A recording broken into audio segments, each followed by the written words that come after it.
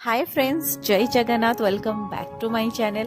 बाहर होची प्रबल गरम, सो ताको मैनेज करिया मु आज घरे बनी देसी मोजितो माने दही पानी, जोटा बनेबा बहुत ही इजी। से फास्ट दरकार पुदीना पत्र, भूसंग पत्र और लंका। ताको पकई फास्ट मु बाटी देछि। जे टिके खदड़िया बटा हो गला तापर पकई देछि टिके पानी। तापर ताको मु पूरा स्मूथ बाटी देछि। ताको गोटे डिश रे बाहर कर देछि। सेतरे ऐड कर देछि टिके दही।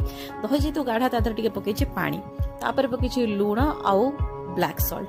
लूण आपण माने स्वाद अनुसार पकेबे और ब्लैक सॉल्ट भी जेतिकी दरकार से अनुसार स्वाद वाइज पकेबे। तापर पकेदेबे टिके जीरा गुंड। तापर ताको आमे भल भाबे गोळेबा। कंचा लंका मु गोटे यूज करछि। जदि आपण माने अधिका राग पसंद तला अधिका पके परिबे। तापर मु एबे पकेछि लेंबू पत्र, जोटे कि बहुत ही गोटे बढ़िया स्मेल दबो। तो ताको पके भल भाबे गोळे दियंतु। तापर मु आपको सब छांकी देछि।